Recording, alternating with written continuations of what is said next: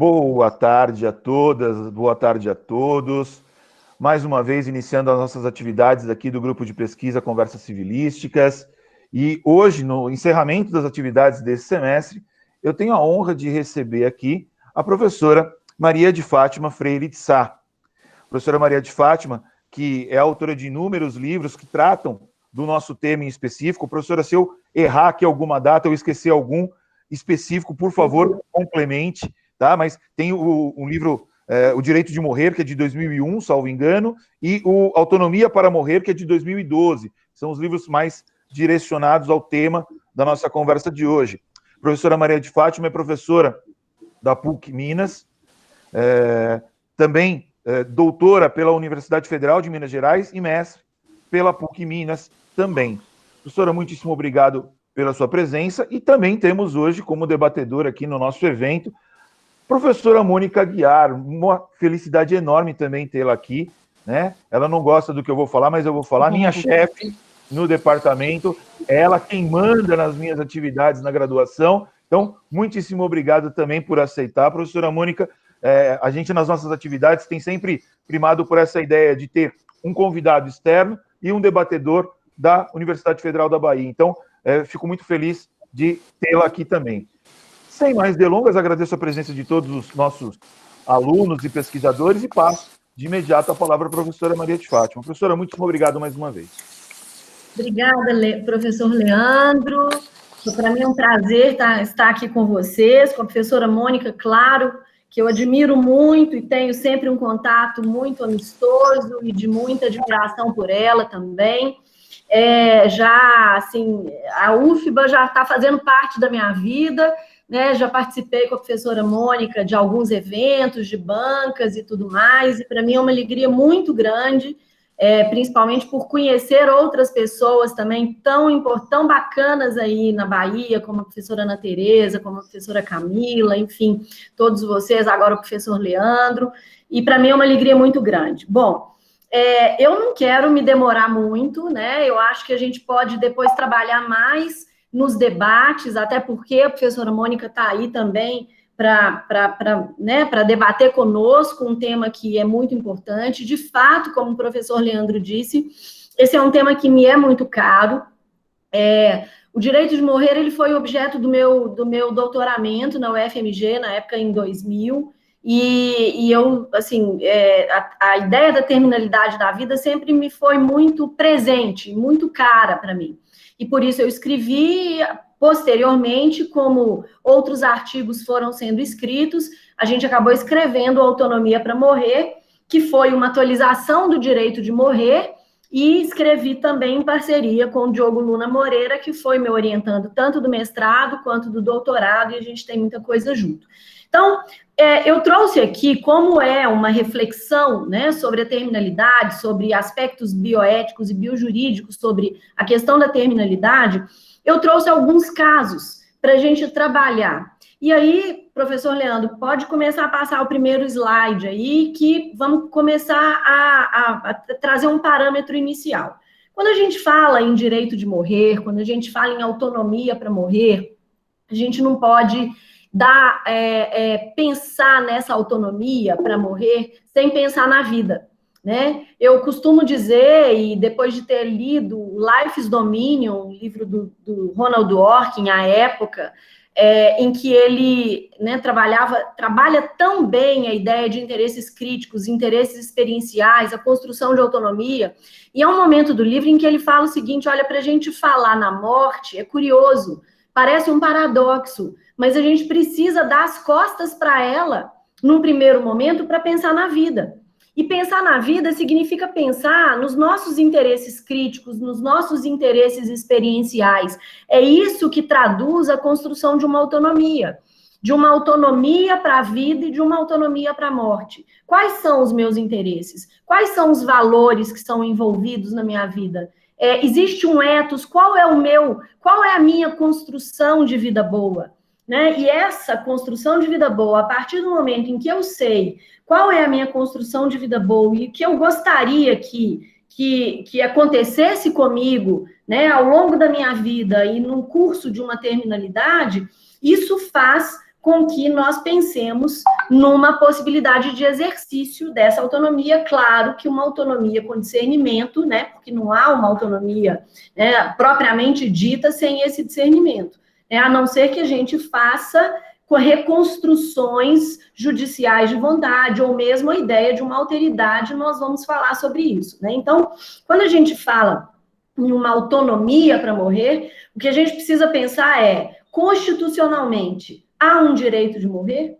A Constituição Federal, ela trabalha com a possibilidade de um direito de morrer? Se a resposta for positiva, a forma como se dará esse evento morte não importa tanto ao direito, importa questões éticas, importam para questões morais, mas aí ao direito vai importar se há efetivamente um direito de morrer, se nós temos a possibilidade de um direito de morrer, né? E aí como se dará a construção desse evento morte? Bom, claro que sob o ponto de vista do direito brasileiro, nós não temos uma legislação e todo o conteúdo é um conteúdo hermenêutico, né? A toda uma construção nós devemos fazer uma construção hermenêutica. Claro que em algum tempo atrás, nós só falávamos numa construção de direito penal, quando a gente falava na eutanásia como um homicídio privilegiado, né? Mas até nesse aspecto nós podemos discutir. Porque mesmo no direito penal, o que o direito penal garante é uma vida digna,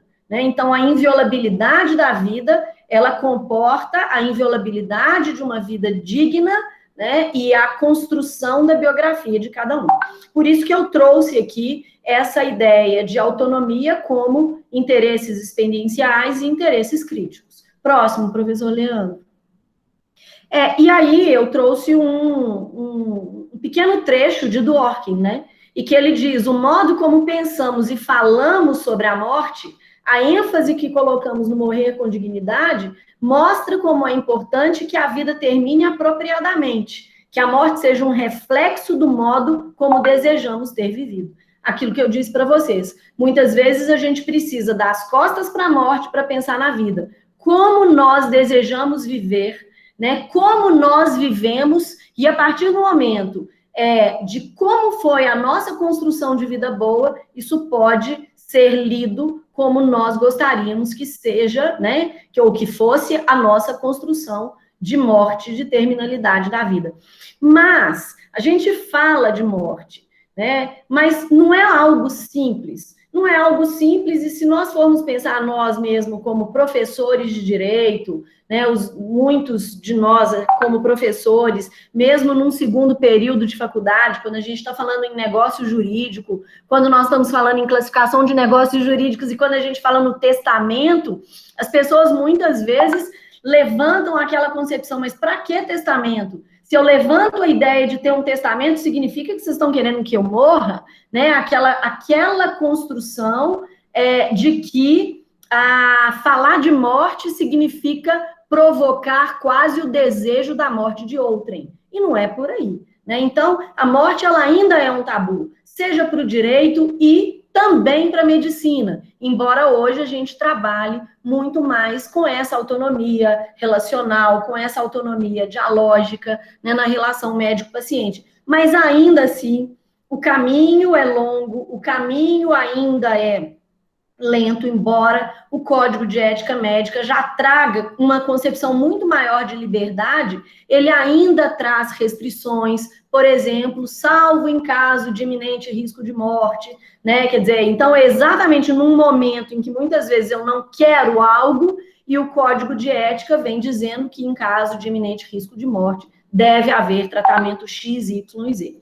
Então, passando para o outro slide, eu trouxe aqui para vocês, só para vocês terem uma ideia de como é a leitura da Associação Médica Mundial. Vejam três documentos, um de 1987 e de 2005, um outro de 2013, em que se trabalha, em que se coloca a própria Associação Médica Mundial, de certa forma, esse rechaço, né, a construção de uma morte da forma como eu bem entenda. Então, veja, A eutanásia, que é o ato de pôr fim deliberadamente à vida de um paciente, ainda que a pedido do próprio paciente ou de seus parentes próximos, é antiética. Isso não impede que o médico respeite o desejo de um paciente de permitir que o processo natural da morte siga o seu curso na fase terminal da doença. Mas vejam como se coloca, como se colocou a Associação Médica Mundial, tanto em 1987 quanto em 2005, né? A eutanásia é algo antiético, é uma atitude, né?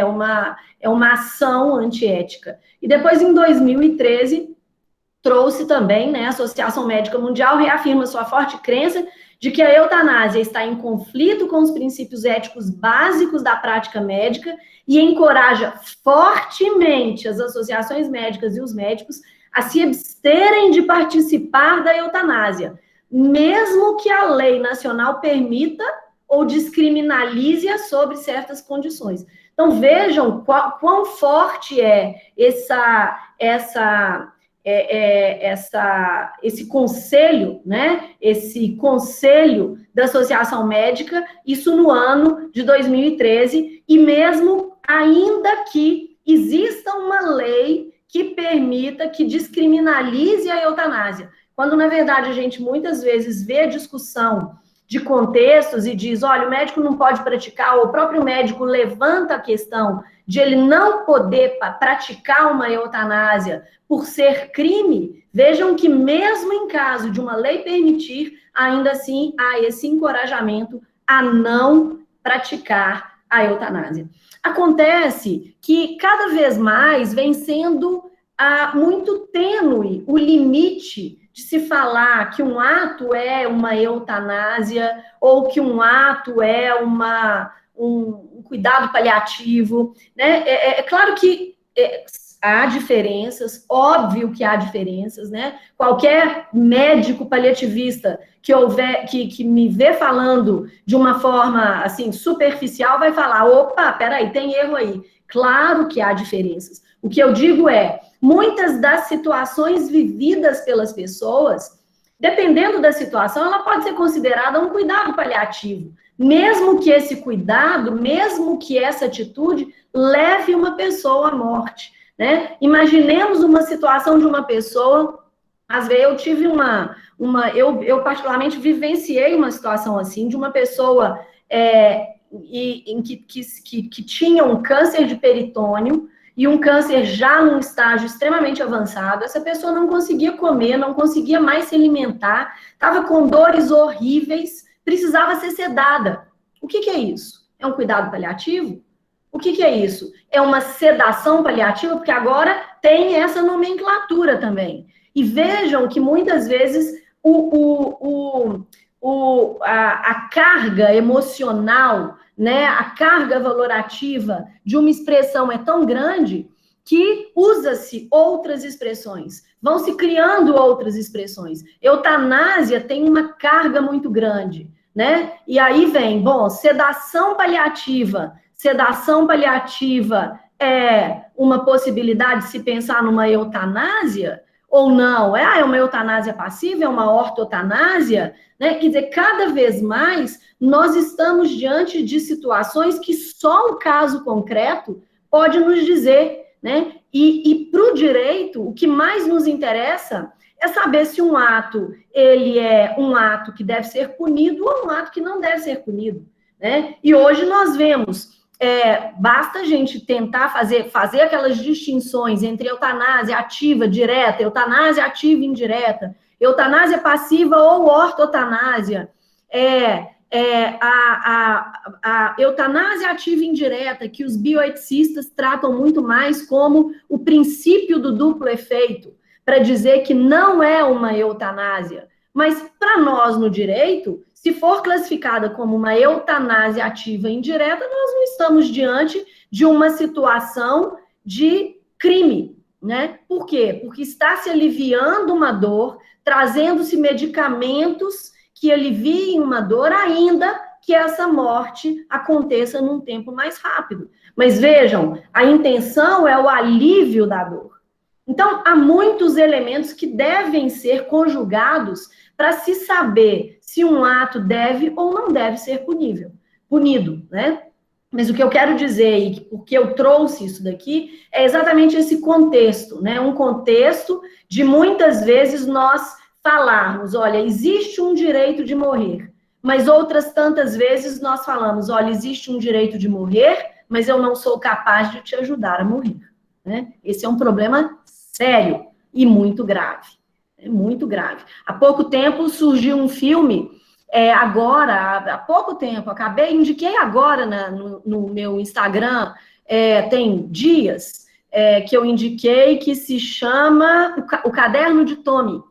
E ali vocês vão visualizar essa discussão. E até fiz essa discussão no texto que eu escrevi no Instagram, exatamente essa questão. Quer dizer, qual é o limite entre matar alguém e deixar alguém morrer? Né? E O Caderno de Tommy é exatamente uma mulher que está em câncer num estágio avançado. Quem não viu esse filme, vale a pena ver. É baseado em fatos reais, é um filme argentino e é novíssimo, está no Instagram, tá? E essa discussão depois a gente pode voltar nela ao final. A próximo slide, professor Leandro, por favor. Aí, no próximo slide, então, eu já vou começar com vocês, deixa eu ver, com alguns casos. Lembrando que o caso, por exemplo, o contexto desses casos, principalmente o da Nancy Cruzan, ela surgiu, né, num contexto em que se discutia, de fato, a questão da eutanásia, que foi exatamente numa época em que surgia a lei do PSDA, do Patient Self-Determination Act. Né? Essa lei do Patient Self-Determination Act é uma lei extremamente importante e que surgiu num contexto de eutanásia, onde se discutia diretivas antecipadas de vontade, ali o live no will, o durable power of attorney, né, o mandato duradouro, né, e outras figuras, né, que buscava se distinguir, né, determinados atos e possibilidades de exercício, inclusive para situações de pessoas que encontravam em estados vegetativos, né, pessoas com doenças neurodegenerativas por algum motivo, mas que tivessem feito uma diretiva antecipada e ali se falava o live no will. Eu aqui não vou ficar discutindo diferenças nem nada, porque não é o nosso principal, né, a nossa principal discussão. Mas o fato é que mesmo a época da Nancy Cruzan, a discussão já foi feita dentro daquele panorama da lei do Patient Self-Determination Act, da lei do PSDA. Bom, a Nancy Cruzan, se vocês procurarem fotos dela,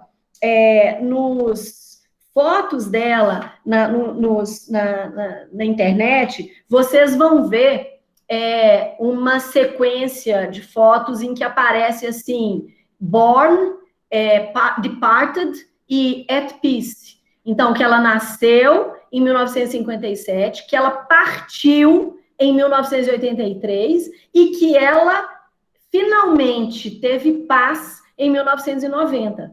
Quer dizer, ela, em 1983, ela teve um acidente de carro, quer dizer, uma pessoa jovem que no curso da sua vida teve um problema que levou-a a uma vida vegetativa, né? E viveu vegetando numa cama de 1983 até 1990, quando ela, enfim, conseguiu morrer. Houve toda uma discussão judicial no caso Nancy Cruzan, assim como os outros dois casos que vêm logo após da Nancy Cruzan. Eu não vou ficar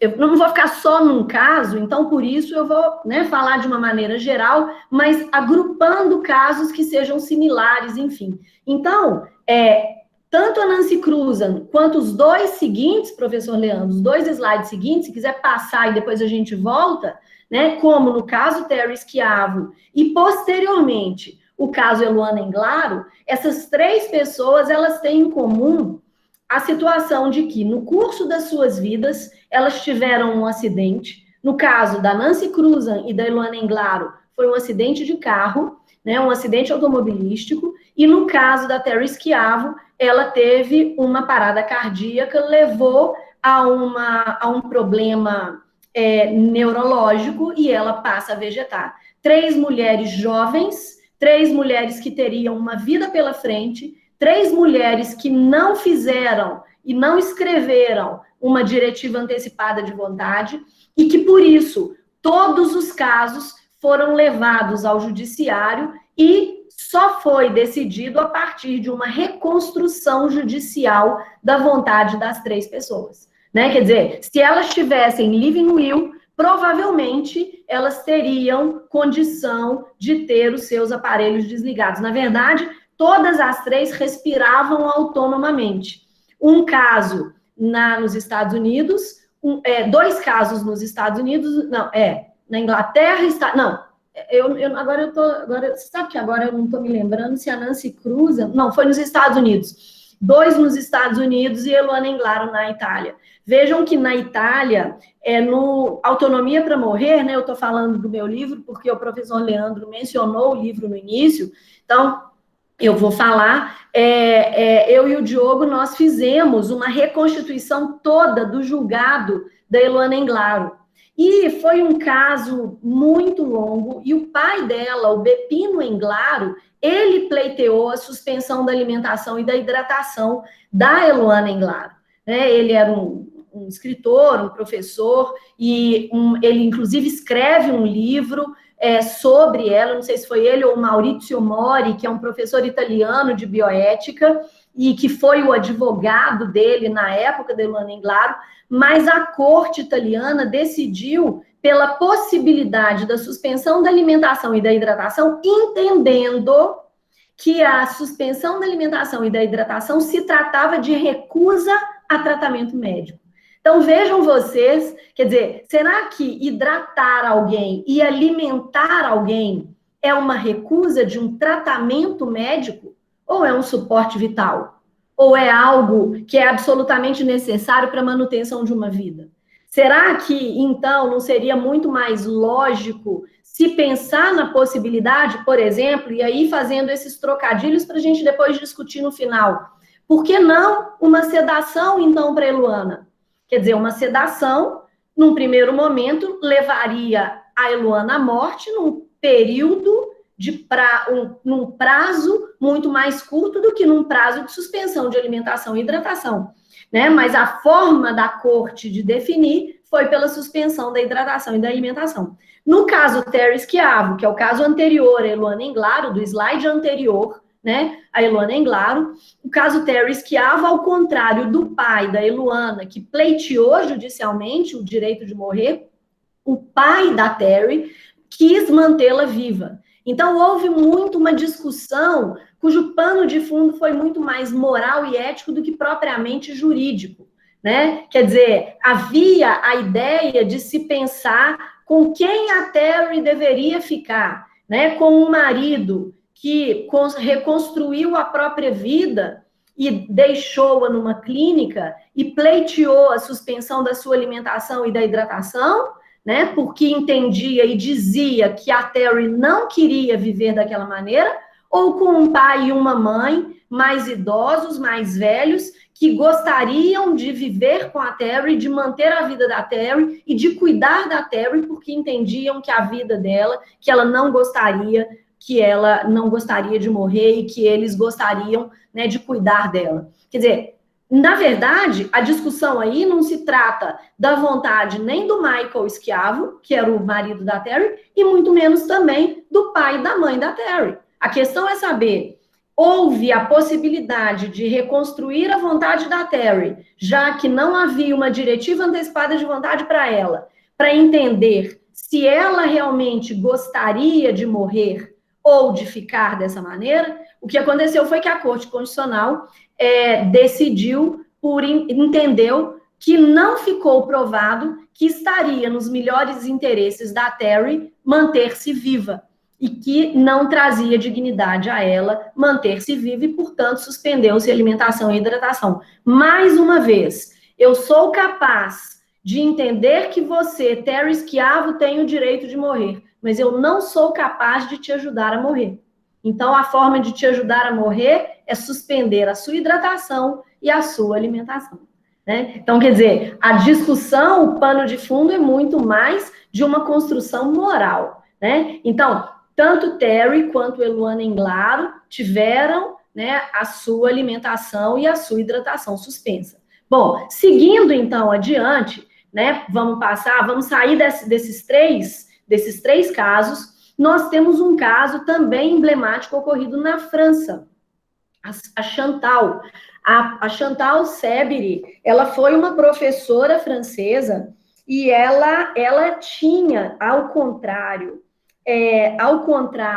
das três pessoas anteriormente citadas, ela tinha autonomia. Ela teve um câncer, né? Ela tinha 52 anos, ela sofria desde 2002 de um neuroblastoma olfativo, tá? Um câncer raro, e que na verdade, ele foi alocado na sua cavidade nasal. Esse também é um caso contado no Autonomia para Morrer, e ela perdeu a visão, o olfato, a degustação, vocês estão vendo aí como o rosto dela ficou completamente deformado e com dores intensas e dores permanentes. Bom, na França existe uma lei chamada Lei Leonetti. E a Lei Leonetti, na França, ela permite que uma pessoa, a partir do momento em que ela já está num desenvolvimento muito grande da própria doença, em que ela já começa a estar em estágio mais vegetativo de vida, né? Ela pode ser induzida a um estágio de coma e depois ter alimentação suspensa e a hidratação também suspensa. Só que ela não queria isso. Ela queria uma terminalidade da vida que para ela seria uma terminalidade mais digna, com uma sedação terminal, né, com uma eutanásia ativa, enfim. E ela não conseguiu. Bom, o fato é que ela apelou para todas as instâncias, inclusive buscou um apoio no executivo, né, na presidência, não conseguiu, e aí, diante dessa situação, ela mesma pôs fim à vida dela, pelo que parece, ela mesma pôs fim à vida dela.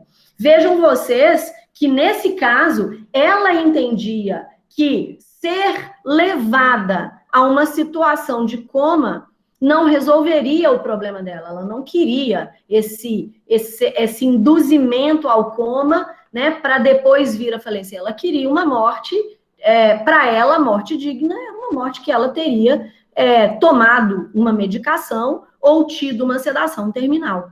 Então, eu vou contar para vocês agora, no próximo slide, um outro caso que foi exatamente a doença que a Chantal teve. E foi um caso emblemático, né, ocorrido na Colômbia, e a partir de uma construção muito, assim, a partir da judicialização de um direito de morrer, que surge na Colômbia a possibilidade da prática de uma eutanásia ativa. Vejam vocês que nós estamos diante de um país, né, nós estamos aqui numa América Latina, e uma pessoa que foi caminhando para a própria morte, que foi o caso do José Ovidio González. Quer dizer, foi a primeira pessoa que morre pela prática da eutanásia ativa na América Latina, em julho de 2015, e que ele fez o pedido de próprio punho a partir de uma construção de uma judicialização de um direito de morrer, não do José Ovidio, mas de situações anteriores. E aqui cabe a gente, assim, falar um pouquinho dessa situação da Colômbia, porque eu acho que ela é muito importante. Vejam que esse foi o caso do José Ovidio, exatamente um caso como o caso Chantal Seberi da Colômbia, né? E que ele conseguiu o direito de morrer. Bom, vamos lá. Esse slide, ele traz essa construção dele. Vejam vocês que ele, de próprio punho, registra junto a uma clínica que é credenciada na Colômbia para o direito de morrer, e ele diz, olha, eu, José Ovidio González Correia, tenho 79 anos de idade, eu estou em pleno uso das minhas capacidades mentais, das minhas faculdades mentais, e eu quero, né, manifesto a intenção de ter uma eutanásia ativa, porque eu sou convicto, né, de que eu tenho um exercício, um direito de morrer e quero exercer o meu direito fundamental à morte digna, né? E exatamente, de próprio punho, assim ele se manifesta e ele consegue falecer. Bom, próximo slide, professor Leandro, eu vou contar um pouquinho do caso do José Ovidio para vocês. Ele teve, então, um câncer de boca, mesma coisa que aconteceu com a Chantal lá na França. Foi em 2010, ele passou por diversas sessões de quimioterapia, ele perdeu parte do osso do lado esquerdo, vejam que ele tá todo deformado, ele perde muitos quilos, ele tem dificuldade de alimentação, ele tem dores intensas, ele tem dificuldade na fala, e ele não basta, ele fala, chega, a morte não veio até mim, então eu vou procurar a morte. Ele chega a dizer isso num jornal. Ele era pai de um cartunista muito famoso na Colômbia, cujo codinome era El Matador, e muito famoso na Colômbia. E o filho dele, inclusive, fez umas charges dele, depois da morte dele e tudo mais. Então, essa foi a situação do José Ovidio. Agora, eu quero contar para vocês como é que ele chegou nessa possibilidade, como é que a Colômbia trouxe essa possibilidade. Então, vamos para o próximo slide. Rapidamente.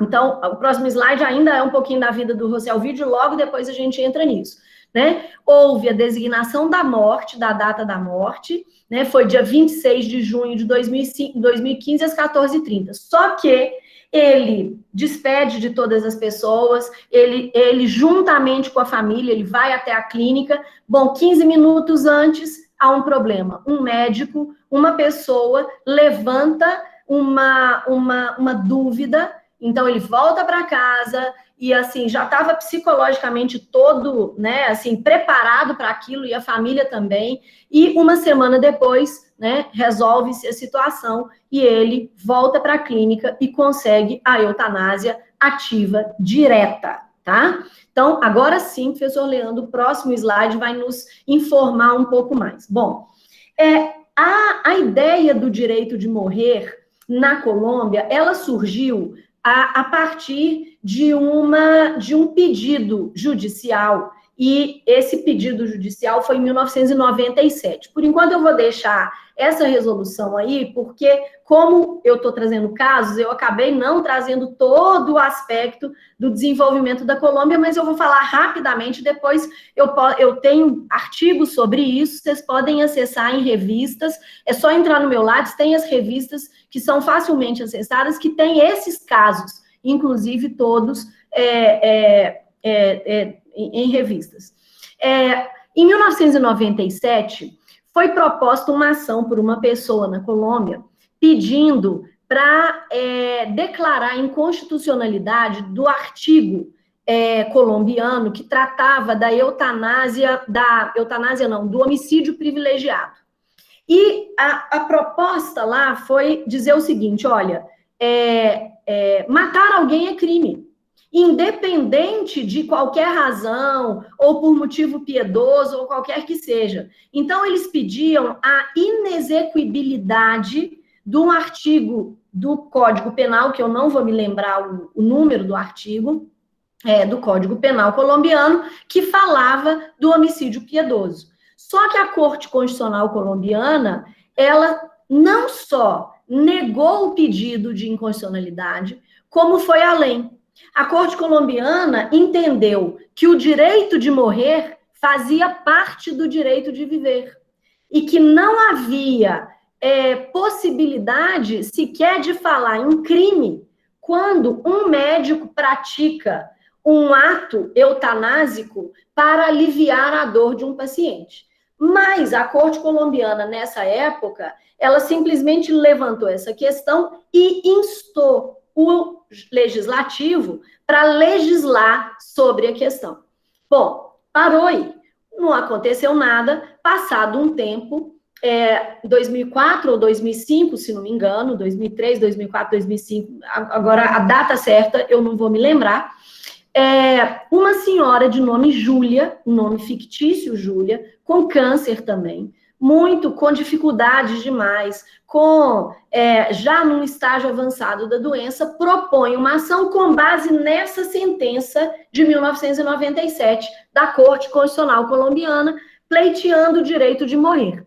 Bom, a Corte Constitucional, aí a senhora Júlia, ela falece no curso do processo. Quer dizer, em tese, perderia-se o objeto, né? Então, poderia-se extinguir o processo e tudo mais. Bom, a Corte Constitucional Colombiana foi além, discutiu o caso, buscou as razões inseridas na decisão de 1997, trabalhou com a possibilidade de o executivo trazer um panorama de resolução de portarias, de normas executivas, administrativas, para garantir o direito de morrer.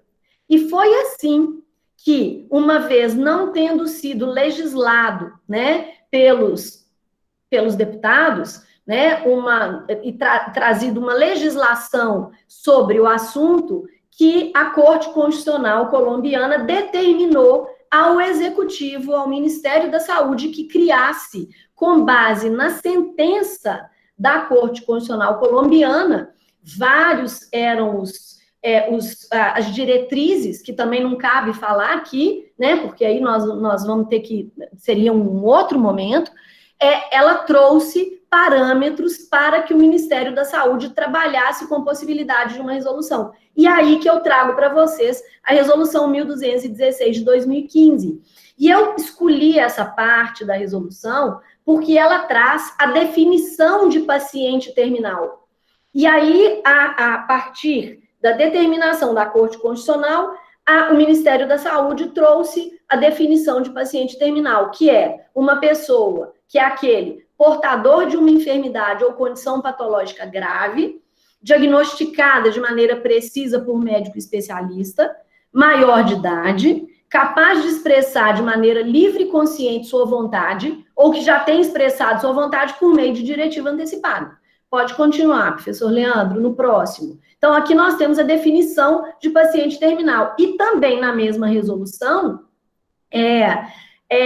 nós temos a definição sobre a doença do paciente. Então, a doença deve ter um caráter progressivo e irreversível, um prognóstico fatal próximo e em prazo relativamente breve e não suscetível de tratamento curativo de eficácia comprovada, ou quando os recursos terapêuticos utilizados com fins curativos deixarem de ser eficazes. Então, vejam vocês que não basta só, quer dizer, não se está diante só de uma possibilidade de um prazo relativamente breve e de um diagnóstico ou de um prognóstico fatal próximo, mas de um tratamento curatível insuscetível, né? De uma insuscetibilidade, de uma doença que não tenha um tratamento curativo de eficácia comprovada. Quer dizer, nesse caso, todas aquelas pessoas lá de trás que nós falamos, Nancy Cruzan, Terry Schiavo e Eluana Englaro, poderiam se valer dessa resolução, né, do Ministério da Saúde. Claro, elas não tinham diretivas antecipadas de vontade, mas aí surgiriam outras possibilidades ou outras brechas, né, caso fosse possível discutir a própria reconstrução de vontade delas, mas com base na decisão da corte, nós poderíamos pensar que seria possível para elas a partir dessa doença, né, desse problema neurológico delas, em que não haveria a possibilidade de reversão de quadro, porque elas já estavam numa situação em que não haveria um tratamento curativo, né? Então, elas já estavam numa situação de terminalidade. Quer dizer, a terminalidade, ela não está ligada única e exclusivamente a um prognóstico fatal próximo, porque essas pessoas poderiam vegetar muito mais tempo, como aconteceram com todas elas, né? Enfim, pode passar então, professor Leandro. E aí, tanto a corte, né? A corte falou, e isso foi levado para a resolução, havia a determinação de comitês interdisciplinares. E esses comitês, esse comitê interdisciplinar, ele tinha que ter a presença de um médico especialista na doença que padece o solicitante, nunca um médico que trate do paciente, né? Esse médico que trata do paciente, inclusive, se o paciente propõe a ele ou pede a ele, né, essa eutanásia ou alguma coisa, ou a terminalidade da vida, cabe ao médico, inclusive, caso ele queira, exercer a objeção de consciência, diferentemente do médico que participa desse comitê. Quem participa desse comitê, que está diante de um processo de morte digna, não pode pedir o exercício, não pode ser um objetor de consciência.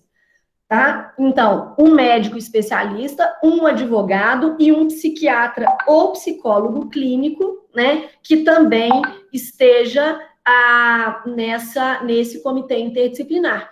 E esses comitês, eles analisarão a situação de cada pessoa, e foi, por exemplo, esse mesmo comitê, um comitê desses, que avaliou o caso José Ovidio Gonzalez. Pode passar, professor Leandro.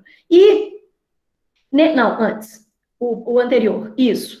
E sempre mostrar para o paciente que ele tem direito a cuidados paliativos. Mas veja que cuidado paliativo não é uma imposição, é uma opção, é uma possibilidade de escolha, né? Isso acontece com outras legislações. Legislação belga, a própria Suíça, né, quando traz as possibilidades de morte assistida, né, pelo suicídio assistido, ela traz as possibilidades de cuidados paliativos também, né, mesmo a decisão da Corte Constitucional colombiana, dizendo que deve se oferecer ao paciente cuidados paliativos, isso não quer dizer que ele tenha a obrigação de se utilizar de cuidados paliativos. Então, aí nós temos a caracterização de cuidados paliativos como um direito, e, portanto, não há uma imposição de morrer, né? E há que se respeitar as escolhas na construção da pessoalidade.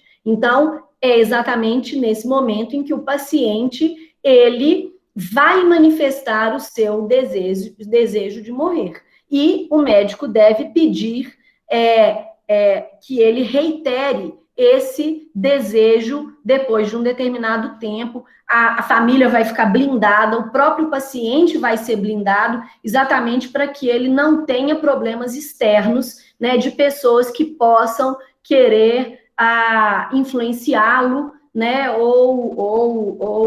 enfim, realmente influenciar na própria decisão, né? Bom, mas aqui nós estamos falando, então, até agora, de tudo que nós vimos até agora, nós estamos falando de pessoas que têm doenças, né? De pessoas que no curso das suas vidas tiveram doenças, que chegaram a uma vida vegetativa, pessoas que não chegaram a uma vida vegetativa e que pleiteiam para morrer, né? E situações que nós estamos pensando em situações, quer dizer, um recorte hermenêutico voltado para uma doença, para uma terminalidade da vida, seja por prazo, seja por irreversibilidade de doença, para uma autonomia na manifestação da vontade e tudo mais. Mas isso impediria que outras pessoas que não estivessem em um processo terminal de vida pleiteassem um direito de morrer, se nós entendermos que o direito de morrer faz parte do direito de viver? É o caso da discussão do próximo slide. E aí, Ramon Sampedro, né? Eu sempre falo desse caso, esse caso é um caso emblemático, esse caso foi um caso que me chamou muita atenção à época que eu trabalhei no meu doutorado, né? Na Espanha, o Ramon Sampedro, ele revolucionou toda a discussão de eutanásia também na Espanha, deu origem ao filme, a um filme espetacular que foi protagonizado pelo Javier Bardem, até a aparência do Javier Bardem ao Ramon Sampedro é impressionante no filme, um dos filmes mais belos que eu já vi, que trata muito dessa autonomia, em que Ramon Sampedro, ele era tetraplégico, ele, na verdade, ele foi uma pessoa que teve a tetraplegia em razão de ter pulado no mar de uma pedra muito alta, numa época de vazante do mar, e ele teve a secção de medula, e ele era uma pessoa extremamente, assim, era mecânico de navios, viajou, conheceu o mundo, teve as mulheres que ele bem quis na vida, ele era uma pessoa extremamente sedutora, simpática, enfim, e ele se negou a viver e a utilizar uma cadeira de rodas. E ele, a todo momento, dizia, eu não estou levantando bandeiras, eu não acho, e aqui não estou levantando bandeiras que todos os tetraplégicos devem morrer, eu estou dizendo que eu não quero viver, porque aceitar cadeira de rodas, para mim, é aceitar muito pouco do que a vida foi para mim, é aceitar migalhas do que eu tive, ao longo de toda a vida que eu tive. E ele fala que ele vivia no inferno, tanto que existe um livro de cartas que ele respondia para pessoas e correspondia com as pessoas que entravam em contato com ele, e o livro se chama Cartas desde el Infierno, as cartas do inferno, desde o inferno, porque ele entendia que ele vivia no inferno. Ele pleiteou judicialmente, mas durante 5 anos esse processo tramitou, e o juiz depois se deu por incompetente em razão do lugar, quer dizer, ele julgou, ele decidiu por não decidir, porque ele não decidiu o mérito, É claro que uma situação do Ramon Sampedro pode ser pleiteada judicialmente, mesmo ele não estando, são os contornos hermenêuticos e as possibilidades de pessoalidade que se abrem para nós ao longo do tempo. E, por fim, no próximo slide, para não cansá-los tanto, a situação de David Goodall, quer dizer, aqui nós estamos diante de uma pessoa que não tinha nenhuma doença e que cansou de viver, que tinha 104 anos, que era um botânico, que era uma pessoa, na Austrália, um intelectual, e ele pede para morrer no país dele, ele não consegue, ele viaja à Suíça, ele solicita a eutanásia, o suicídio assistido, aí, a eutanásia pela, porque foi, notícia, mas não é eutanásia, ele solicita o auxílio ao suicídio, porque na Suíça não existe a possibilidade da eutanásia propriamente dita, e ele consegue.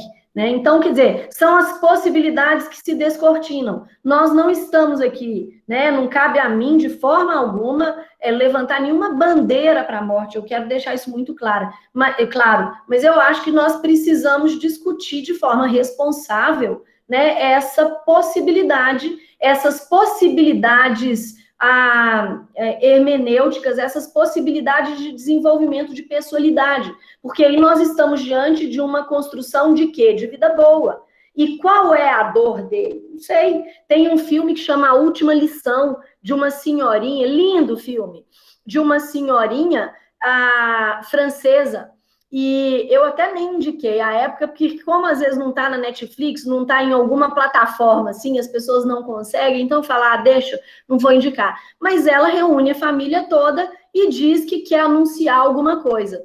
Aí eles estão imaginando que ela vai anunciar alguma coisa bacana e tudo, e ela fala, olha, eu decidi que eu não quero mais viver, e eu decidi o dia da minha morte. E aí o filme se desenvolve. E ela fala que ela está cada dia mais pensando, as limitações são cada vez maiores, e ela não quer chegar a uma vida de total dependência em relação aos seus filhos e tudo mais, e aí o filme se desenvolve. E é isso, quer dizer, hoje isso não é possível no primeiro momento, mas daqui a um tempo, nós vamos chegar a essas discussões como já estamos tendo essas discussões agora. São as várias possibilidades de construção de pessoalidade. E aí, por fim, o último slide que eu deixaria aqui antes do slide final, com as minhas referências, caso vocês queiram me procurar, e eu fico à vontade, é essa construção que está no nosso Autonomia para Morrer. Se a morte figurar como uma possibilidade no processo de construção da pessoalidade, ela deve ser levada em consideração, nunca, não como uma afronta ao direito à vida, mas como a realização de um projeto de vida boa, de um destinatário ou coautor do direito que busca a realização da própria individualidade. Agora sim, para o último slide, os meus agradecimentos, fico à disposição. Muito obrigada, professor Leandro, pelo convite, muito obrigada, professora Mônica, por essa oitiva também atenta, e a todos que estão aqui, eu me coloco à disposição. Muitíssimo obrigado, professora Maria de Fátima, que sensacional. Antes de passar a palavra à professora Mônica, só fazer rápidas considerações aqui, depois eu falo sobre o que eu penso de tudo que eu ouvi, que eu sou apaixonado pelo tema, eu acho o tema extremamente interessante. Eu vi algumas mensagens passando aqui, só para pontuar. Há mais ou menos um ano ou um ano e meio, a professora Maria de Fátima deu uma palestra num evento do IBERC, aqui em São Paulo. Né? Eu estou em São Paulo agora, professora. E, por sorte, nesse dia, a hora que eu cheguei um pouco atrasado, foi logo em seguida começou sua palestra, que foi um negócio fora do normal. Eu conhecia seu trabalho escrito, mas eu ainda não tinha ele visto falando. Eu fiquei ali impressionado. E nesse dia, eu tive a sorte, por um acaso, de sentar exatamente do lado de dois colegas nossos, que depois eu acabei conversando mais, eu também não os conhecia pessoalmente, que foi de Bruno Zampier, de um lado, e Luciana Dadalto, do outro. A sorte que eu dei. E aí a gente começou a conversar um pouco depois. E lembrei disso para complementar. Quem quiser mais um pouco ouvir mais um pouco da professora Maria de Fátima, tem um podcast dela com o Bruno Zampieri e com o Bruno Torquato, falando com ela, no Supremo Cast. Eu sempre indico as coisas do Supremo Cast, do Bruno Zampieri, porque assim, eu acho sensacional, vale a pena ouvir, tá? Depois eu encaminho para o nosso pessoal aqui. Mas, sem mais delongas, obviamente, passo à professora Mônica Aguiar. Professora Mônica, por favor, converse conosco sobre esse tema tão maravilhoso. Obrigada, professor Leandro. É sempre um grande prazer, né, estar aqui com a professora Maria de Fátima, que nós sempre, claro, né, pesquisando há algum tempo sobre bioética, sempre nos encontramos aí em vários eventos, mas eu tenho a impressão, Fátima, que esse é o último do ano, né, que nós vamos estar juntas. Aí eu vou abusar. Com certeza, como disse o professor Leandro, a sua fala foi uma fala bastante apropriada, né? Eu digo bastante apropriada, porque você traz esses exemplos, que são exemplos clássicos, né? Dessa arte de morrer, desse processo de morrer.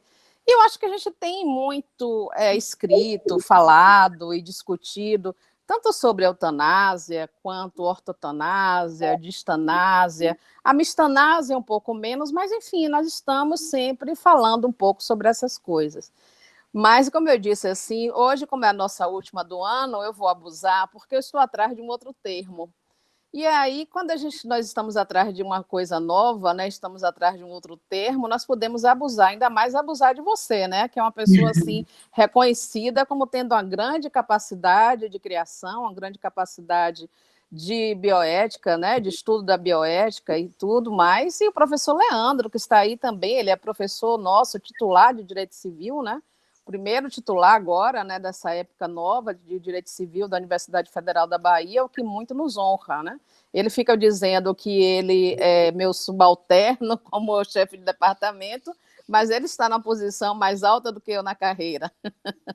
Mas, enfim, eu ouvindo você com atenção, e como eu disse antes, nós já temos debatido muito nessas questões de eutanásia, ortotanásia e distanásia, mistatásia. Eu estou procurando, Maria de Fátima, um termo para um outro tipo de morte. Uma morte que nós estamos vivendo numa época diferenciada. Mas veja só, nós temos aí uma grande doença que está atingindo o mundo inteiro. Ela é a mesma doença no mundo todo. Embora, assim, só no Brasil nós tenhamos 26 linhagens diferentes, né, do coronavírus, nós sabemos que ela é uma doença que mata. Não mata sempre, mas sempre mata.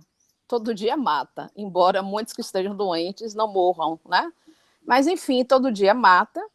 E nós tivemos agora, recentemente, a morte de mais um médico, né? Um médico muito famoso, agora no dia 7, que foi o doutor Ricardo Cruz, que morreu no Rio de Janeiro, depois de passar tanto tempo entubado, que foi um choque para todo mundo, porque ele foi um dos grandes pioneiros, né, dentro do SUS para trazer as cirurgias bucomaxilares referentes a problemas com câncer, né, pacientes de câncer, e foi realmente um baque muito grande, porque ele era uma pessoa que estava internado no excelente hospital e sendo tratado por uma tecnologia de alta complexidade, a qual os pacientes do SUS não terão direito, e nós, eu estou dizendo eu, você, Leandro, e as pessoas que estão ouvindo aqui também não teremos.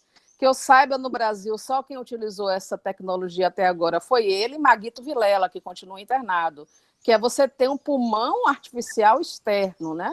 É uma tecnologia bem complexa. E aí eu fico assim pensando, olha, uma doença que está aparecendo para o mundo inteiro, ela deveria estar matando proporcionalmente o mesmo número de pessoas no mundo inteiro. Mas parece que tem aí alguma coisa que não bate com essa expectativa. Não que eu quisesse que alguém morresse, eu queria que ninguém morresse no mundo. Mas tem alguma coisa aí que parece ser diferente. Se a gente pensar assim, que na Nova Zelândia morreram 3 pessoas e nos Estados Unidos morreram mais de 200 mil, algo faz a diferença.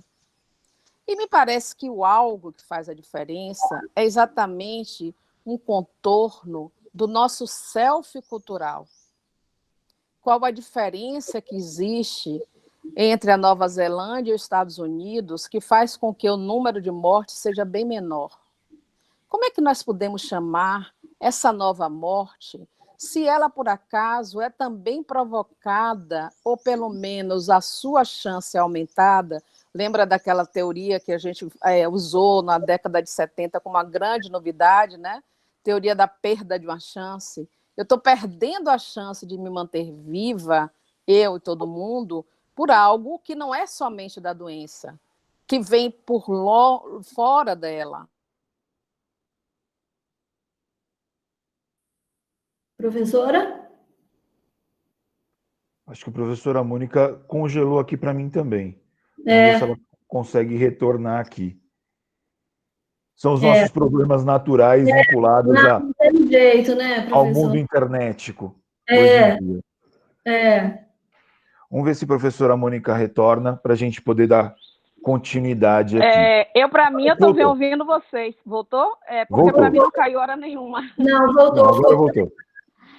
Para mim não caiu hora nenhuma, eu estava ouvindo vocês dizerem, professora, para mim congelou, meu Deus do céu, eu não tinha percebido que tinha congelado, e aí também não sei até onde minha pergunta foi. Não, você estava dizendo qual seria, né, o que nós poderíamos dizer, que nome seria, né, para uma situação dessa de uma doença que mata desigualmente, que mata não só pelo contexto, aí foi o quê? Isso, não só pelo contexto da doença em si, mas sim também pelos fatores culturais que estão a ela associadas. Eu disse, a doença é a mesma na Nova Zelândia e nos Estados Unidos. Na Nova Zelândia matou muito pouco e nos Estados Unidos matou muito. E aí, é claro, que a gente vai colocando assim, será que é uma cultura eutanásia? E isso aí não é um termo que vai encaixar.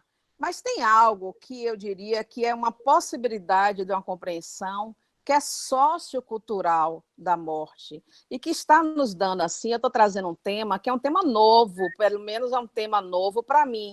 Eu estou começando a pensar sobre isso, começando a pensar numa construção, eu estou começando a cunhar qual seria esse neologismo, mas que a gente sabe, pelo menos é o que eu acho, eu queria ouvi-la, que tem sim um fator cultural que, vamos dizer, faz com que a morte chegue mais perto de quem pega a doença nos Estados Unidos do que quem pega a doença na Nova Zelândia. Eu não estou nem trazendo o Brasil para a nossa esfera de debates, para poder não gerar nenhum tipo de dissensão de natureza político-partidária, tá?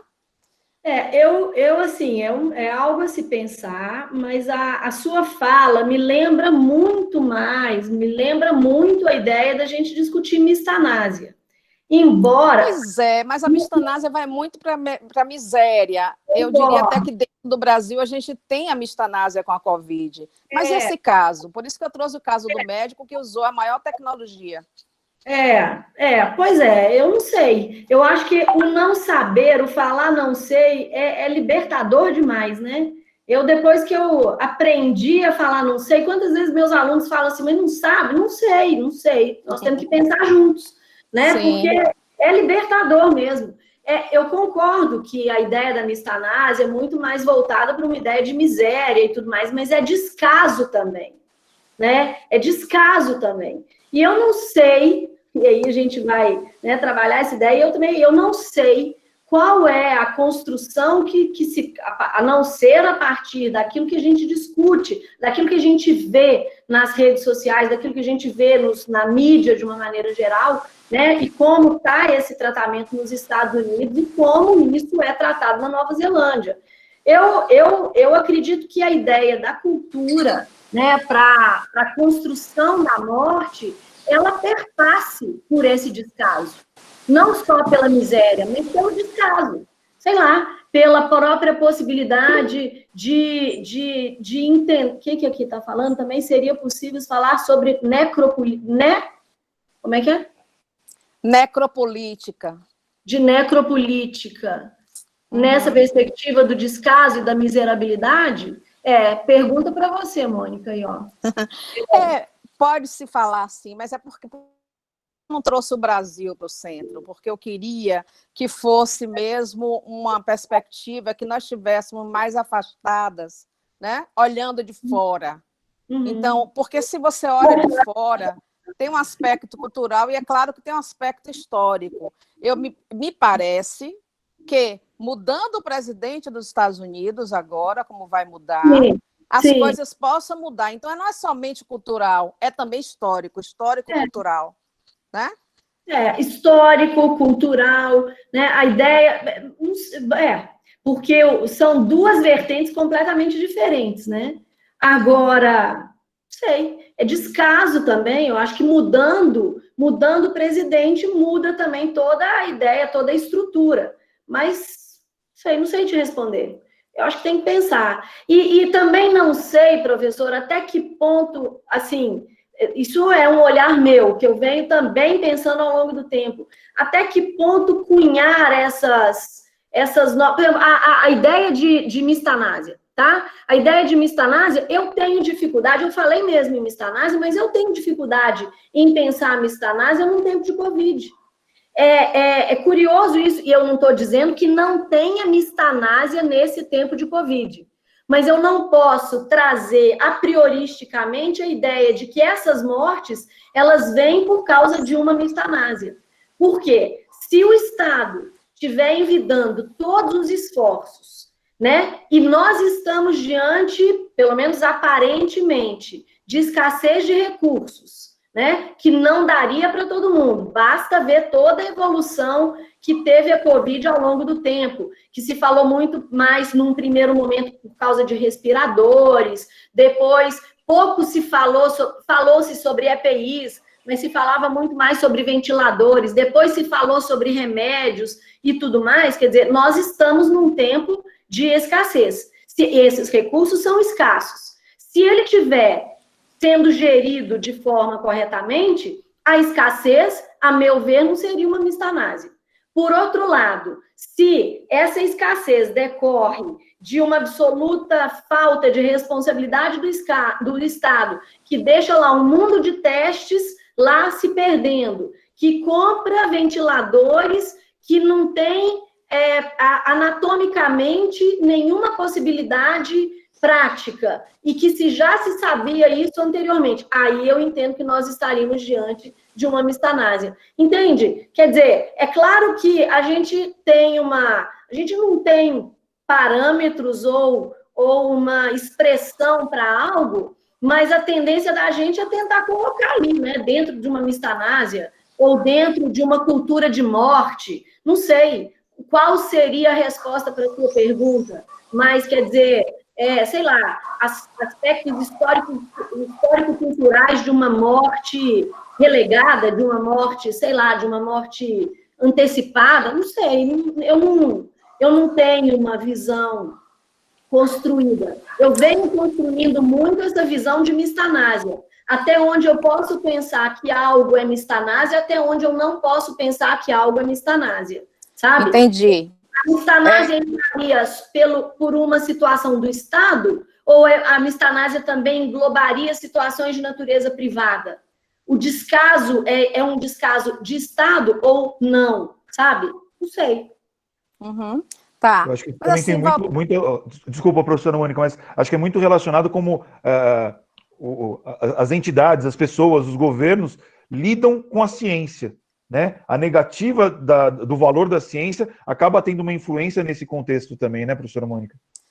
Talvez sim, mas o que eu falo assim, voltando para os Estados Unidos, e aí voltando para isso que professora Maria de Fátima, e agora você está trazendo, Leandro, me parece que tem também a vulnerabilidade acrescida, ou seja, eu não estou tirando do caminho a mistanásia dentro desse contexto, porque tem a vulnerabilidade acrescida. Os Estados Unidos já têm estatísticas dizendo que as pessoas que mais morreram lá em função da Covid foram os afrodescendentes, né? Pessoas que estavam em situação de vulnerabilidade econômica, então tem também uma mistanásia, ainda mais porque lá você não tem serviço único de saúde, né? Você não tem um SUS como existe no Brasil. Mas, assim, eu não tenho dúvida de que a mistanásia também pode estar aí como uma vulnerabilidade acrescida. Mas, digamos assim, você, Leandro, e eu imagino que todo mundo que esteja nos assistindo aqui, pode talvez ir para um hospital particular, pode talvez ir para um local onde haja todo tipo de tratamento conhecido, né, para essa doença, porque ainda não tem cura, e aí nós não estaríamos diante de uma mistanásia. E voltando para a pergunta, é exatamente essa questão, né, desse impacto histórico. Eu gostei de alguém que falou aí da necropolítica, né? Só que eu acho que a necropolítica, e é claro que nós devemos reconhecer essa sua existência, ela ainda vai esbarrar em uma coisa. Eu posso ter uma necropolítica em que eu encontro um self-cultural de um país que seja formado por pessoas adultas e que tenha autonomia para dizer, tudo bem, você está querendo matar todo mundo, mas eu vou usar máscara e não vou aglomerar. Percebe? Então, não é só da necropolítica, mas é também vamos dizer, do terreno cultural que ele encontra, e ele pode encontrar esse terreno, eu tenho autonomia, vou usar máscara, você quer matar todo mundo, mas aqui você não vai matar, então não é só ela. Eu acho que tem mais alguma coisa, e é isso que eu estou procurando, mas de qualquer sorte, muito obrigada, porque o debate na academia é sempre isso, né? Para a gente ir abrindo a cabeça, abrindo as possibilidades, encontrando com os colegas e podendo colocar, e essa é a gestação que eu estou fazendo agora, né? Espero tirar férias, e férias de professor, você sabe como é, né? Para escrever. Então, espero tirar férias agora no início de janeiro para escrever alguma coisa sobre isso. Depois eu te falo. Depois nos conta. Exatamente. Porque há muito que se pensar mesmo. Obrigada. Professora Maria de Fátima, dando sequência aqui, e professora Mônica, intervenha a hora que quiser, por favor, se tiver mais perguntas, qualquer coisa, fale com a gente aqui. Professora Maria de Fátima, como eu disse, uma das questões que mais me incomodam em toda essa nossa discussão é todo o aspecto de tabu que a gente tem em torno da morte. Uma distinção que eu acho que é extremamente relevante, que foi trazida ao final de sua fala, né, que essa diferença entre as pessoas que são saudáveis e as pessoas que a sociedade entende que teriam motivos para querer morrer. Como se a sociedade tivesse essa prerrogativa de escolher ou de determinar quem tem o direito de abrir mão da possibilidade de viver. E uma das coisas que me chamou a atenção sobre esse tema, e eu sempre comento isso com os alunos e tudo mais, há alguns anos,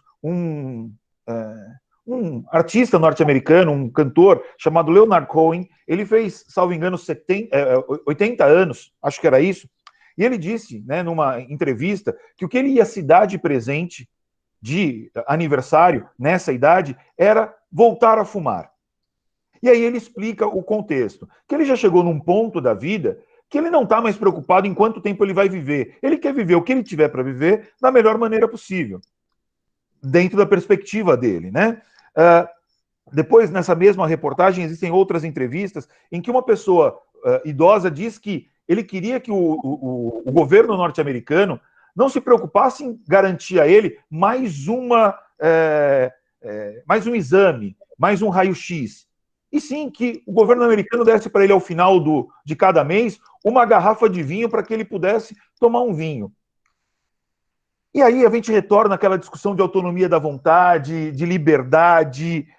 Você vai ler alguns autores que tratam do tema mais clássicos, por exemplo, Klaus Roxin, que trata muito disso, nessa discussão de autonomia e tudo mais. E, para mim, o ponto que mais me incomoda em toda essa nossa discussão é exatamente esse. Parece que quando a discussão da eutanásia ou do suicídio assistido, ela é vinculada a alguém que está doente, que está sofrendo, que está numa situação em que a vida já não é mais a vida boa, como, né, a gente entende de forma mais técnica, parece que é um pouco mais aceito. Só que, de outro lado, eu vejo um certo contrassenso, se a gente puder parar para pensar assim, de se vedar toda e qualquer autonomia da vontade baseada num contrato. Aqui é o professor de direito civil na sua plenitude tentando. Por que o sujeito não pode simplesmente fazer um contrato dizendo não quero mais, não consigo fazer, como seria o caso, né, do mar adentro, não consigo me matar, alguém me mate, por favor? E aí, eu uso, e isso é muito discutido lá na área do direito penal, né, eu uso algumas analogias. Não existe a vedação na lei para que a pessoa morra. Bem, porque seria absurdo pensar nisso. A própria Constituição, em alguns momentos, ela fala da possibilidade até de uma pena de morte. É a exceção da exceção da exceção da regra. Ok, mas existe. E eu sempre tenho um problema com a distinção entre a inexistência de uma vedação à morte a prazo, entre aspas, mas a existência de uma vedação à morte à vista, mais uma vez, entre aspas. Né? Uhum. O sujeito pode fumar e vir a morrer. Ele está se matando aos pouquinhos. Por que ele não pode se matar de uma maneira direta? E aí, o que eu queria ouvi-la é como é que eu componho essa dualidade toda? Eu sei que eu falei de um mundo de coisas aqui, mas é tudo que pipoca aqui na minha cabeça quando a gente fala disso. E a gente lê alguns livros, e eu acho muito interessante também que alguns livros que tratam do tema insistem ainda hoje, eu li há pouco tempo um livro sobre isso, mas ainda hoje insistem em forçar, e aí estou dando a minha opinião pessoal mesmo, uma necessidade de se respeitar os aspectos religiosos. Eu entendo o aspecto religioso e também não estou levantando uma bandeira de matem-se, não é isso. Mas por que eu tenho que respeitar o aspecto religioso de uma determinada religião e de outras não, que pode ser exatamente a religião do indivíduo? Então, assim, nesse caldo de coisas que eu coloquei aqui, o que a senhora pode trazer para nós para tentar nos ajudar nesse encaminhamento? Pois é, eu acho que essa questão que você levanta é a questão que eu também sempre, assim, me perguntei. Porque a ideia de, primeiro, essa ideia de prazos e de possibilidade de se pensar em alguém que esteja doente, outros que não estejam doentes, e uns que se aceite mais ou outros que se aceite menos, é uma construção de sacralidade da vida. Quer dizer, é toda a ideia que a gente vive, né, dentro de uma construção religiosa, ex ante, de uma imposição de um único ethos que deve ser compartilhado por todos, né, que era o que vinha antes, né, de todos, né, de uma imposição de vida boa antes de nós pensarmos nessa pluralidade de tipos de vida. Eu acho que esse é um primeiro momento. Claro que, assim, acho que do ponto de vista primitivo, todos nós temos uma intuição pela vida, né? É primitivo isso. Isso não quer dizer que, a partir do momento em que eu vá construindo a minha pessoalidade, eu não possa me tornar uma testemunha de Jeová e não querer uma transfusão de sangue, né? Embora para o outro seja bom e para mim seja ruim. A mim me incomoda isso também, porque prazo não quer dizer nada. É aquela história. Se há um direito de morrer, né? Ou nós vamos construir, sob um aspecto hermenêutico, possibilidades.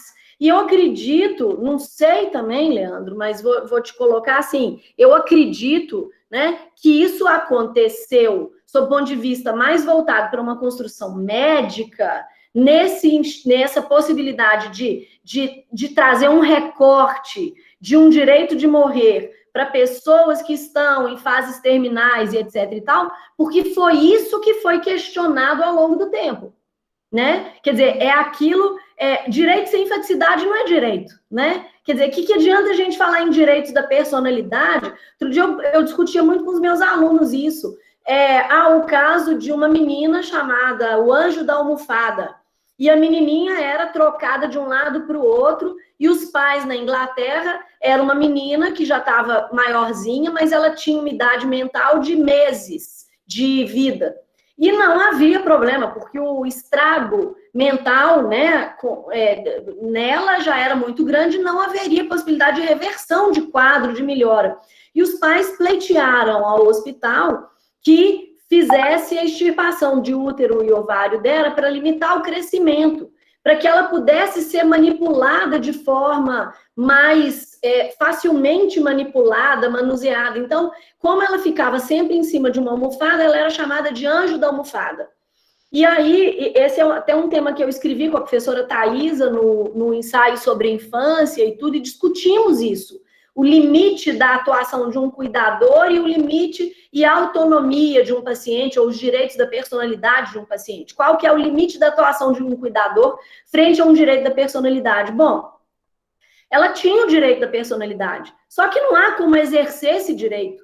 Se eu consultei vários artigos, assim, para escrever sobre o tema, e as pessoas diziam, não pode porque é direito da personalidade, a característica do direito da personalidade é a indisponibilidade do direito. Bom, mas que adianta ter direito sem a possibilidade de exercício desse direito? Quer dizer, é um direito sem a faticidade dele. E o hospital lá na Inglaterra aceitou esse pedido dos pais. Tá? Até foi muito questionado posteriormente e tudo mais, mas o fato é, as argumentações eram argumentações de cunho moral.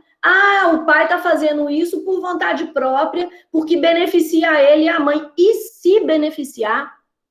E se beneficiar? Qual que é o problema? E beneficiar a criança também, se isso tiver no melhor interesse dela, né? Qual que é o problema? Então, nós temos a ideia dessa construção de características de direitos da personalidade quase que como intocáveis. E não é assim, nós temos que entender tudo isso. Quando a professora Mônica traz esse exemplo, esse outro exemplo, é curioso, né? Porque, assim, é um olhar atento a algo que é absolutamente necessário.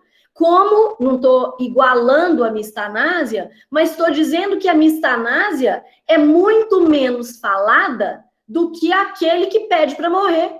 Né? Se o David Goodall pede para morrer, absurdo, porque ele não está doente. E aí é um resquício de estado social dentro dessa construção nossa de vida boa, como se a vida pertencesse ao outro e não a mim, né? Como se a vida fosse uma obrigação e não um direito, né? E nós não estamos muito preocupados com aquele que está morrendo na fila dos hospitais, com aquele que está morrendo por falta de leitos, com aquele que está morrendo pelo descaso do Estado, com aquele que está morrendo por erros médicos, com aquele e que aí, de uma maneira geral, eu estou colocando dentro de um grande saco de mistanásia, tá? Não estou trazendo outras classificações, mas isso é tão curioso que não nos chama tanta atenção, e talvez não nos chame tanto atenção porque, como a professora Mônica falou, nós temos um plano de saúde, nós vamos para um hospital, às vezes, particular, nós podemos isso, nós podemos aquilo. É jogo de espelho. O Norberto Elias escreveu A Solidão dos Moribundos e ele trata isso de uma forma espetacular, né? Ele fala, o que incomoda em mim é a morte do outro, porque eu me vejo no outro. Então, quando o David Goodall pede para morrer, isso me incomoda porque eu posso falar, opa, peraí, eu sou ele amanhã, eu não quero me pedir isso, porque a minha construção de vida boa não é igual a dele. Mas e daí? Não é, mas a dele é, né? Então, incomoda porque nós estamos vendo isso muito próximo. Mas aquele que está distante não nos incomoda tanto, né? Porque está distante mesmo, né? Talvez a gente não se enxergue na vida daquele outro ali. Então, eu acredito, para tentar responder a sua pergunta, que há isso vai chegar a uma discussão, como já está chegando. Se hoje a nossa discussão ela está muito voltada para essas pessoas que estão em fase terminal, né? E aí a terminalidade já abrange essas pessoas que vegetam, porque antes não se falava nisso, né? Antes, não, essas pessoas não estão em fase terminal, porque elas não estão em vias de morrer, né? Então, agora já se dá um certo alento a elas, agora são os outros recortes e as aberturas de construções de pessoalidade. A partir do momento que vem um David Goodall, amanhã vem um outro. E é isso que vai fazer com que a gente olhe, né, para a vida do outro, né, e enxergue as possibilidades semânticas de construção de um direito de morrer. E eu acho que esse é um caminho sem volta. É extremamente interessante, porque em algumas obras, alguns autores chegam a sustentar que a pessoa não pode, em nenhuma medida, se matar, porque a vida dela pertence ao Estado. É o mesmo Estado que não faz nada para garantir a vida dessa pessoa. Eu fico um pouco incomodado com esses conflitos, eu vou chamar de conflito para não usar uma expressão mais grosseira, né? Mas outra questão que a gente sempre vê nessa discussão é por que em alguma medida o consentimento do indivíduo para alguns atos vale e retira a carga penal desse ato e para outros não, né? O exemplo é tolo, mas ele é sempre usado. Se o sujeito, ele, por exemplo, decide praticar uma luta, um esporte de luta qualquer, ele autoriza uma lesão corporal, ponto. E por que se a lesão corporal é um pouco mais forte, por assim dizer, e ele quer morrer, isso não é considerado válido? Enfim, eu fico um pouco incomodado com esses conflitos. E muito mais do que uma pergunta foram as minhas inquietações, tá, professora? Eu peço desculpas por ter jogado essa loucura. Nós estamos aqui batendo papo mesmo, Leandro. Uma outra coisa que você fala aí, por exemplo, sobre a questão de suicídio assistido, né, que você está falando sobre isso, que aliás você falou, né, sobre alguma coisa você falou sobre isso. Eu me lembrei de um artigo que eu escrevi com o Diogo, instigar, induzir e auxiliar alguém, né? Bom, instigar e induzir, eu até entendo como algo que possa ser entendido como crime, mas auxiliar alguém que manifesta a sua vontade com discernimento, com autonomia. Quer dizer, será que nós não podemos buscar uma interpretação conforme para pensar que o auxiliar alguém é possível, né? E não ser constituído crime? Eu tenho um artigo sobre isso que chama Suicídio Assistido, e até saiu agora numa revista da Defensoria Pública daqui, tinha saído num livro de coordenação do Adriano Godinho, Luciana Dadalto, é um tratado de morte digna e tal, que eu escrevi com o Diogo sobre isso. Quer dizer, aparentemente a ideia de naturalização de tudo, né? Nós naturalizamos tudo e não questionamos. E nós precisamos questionar, né? Porque realmente é o que você está falando, quer dizer, pela minha autonomia, eu posso entender que eu posso ter uma lesão corporal, mas se eu chegar à morte, então isso eu não posso, porque a vida não pertence a mim, pertence ao Estado. Mas enquanto você quiser apanhar, você apanha, você está viva, está tudo bem. Tem alguma coisa de errado nisso, né? Como o Leandro me deu a oportunidade de falar a qualquer momento, né? Claro. Nós estaremos comemorando nos próximos dias o centenário de nascimento do professor Calmon de Passos. E o professor Calmon de Passos, quem foi aluno aqui, eu não sei se tem alguém que foi aluno aqui dele, mas ele sempre dizia que nós devemos sempre entender o direito como sendo objeto da cultura. Então, na verdade, assim, o tempo muda, né? As raízes não podem ficar o tempo todo as mesmas. Se a gente pensar que o direito, que a legislação, ela é o fruto de uma árvore, cujas raízes são a cultura, as raízes vão mudando, os frutos também vão mudando. Então, eu acho que realmente você tem toda a certeza. Auxiliar alguém que queira morrer, se naquela época era tido como um crime, porque se dizia muito que ninguém pode tirar a sua própria vida, e isso vem muito por conta também de questões... Parou. Hoje... Agora voltou. Hoje a gente já pode pensar em coisas diferentes. Mas acho que a gente já está terminando, né, Leandro? Porque eu tenho um compromisso agora às 17h30. Não, estamos sim. Eu só vou agradecer a professora Maria de Fátima. E uma última coisa, professora Maria de Fátima, só para fechar essa minha loucura. Às vezes eu tenho medo que em algum momento alguém chegue e diga o seguinte: já que não pode me matar, porque não pode me matar, porque eu não posso autorizar, eu vou fazer o seguinte: eu vou entrar numa luta de um campeonato de boxe e vou ficar lá apanhando até morrer. Uhum. Porque a gente chega a pensar em absurdos dessa natureza. É assustador. Não é uma morte leve, né? O que não é uma morte de dor. E quando nós estamos falando em eutanásia, nós estamos falando numa morte boa, numa morte indolor, né? É isso, é difícil mesmo. E às vezes também essa ideia da dificuldade das pessoas enxergarem o que o outro quer, quer dizer, elas se penalizam por aquilo. Quer dizer, então, vamos pensar, não, olha, eu suspendo então a hidratação e alimentação da Terry, e aí deixa 5, 6, 7, 8 dias, tudo bem, até a última batida do coração, que aí vai mostrar que não é eutanásia. Mas se eu te der uma sedação terminal, é eutanásia, então não pode. Quer dizer, resolve-se um problema de cunho deontológico para um médico que não entende perfeitamente que a vida é um direito e não uma obrigação, mas a construção de pessoalidade não se resolve. Né? E ofende-se a dignidade daquela pessoa, fazendo com que ela sofra mais do que precisaria, nesse caso específico. Exatamente. São as nossas loucuras e brigas que a gente vai ter durante ainda algum tempo. Professora Maria de Fátima, eu agradeço demais a sua presença, a sua participação.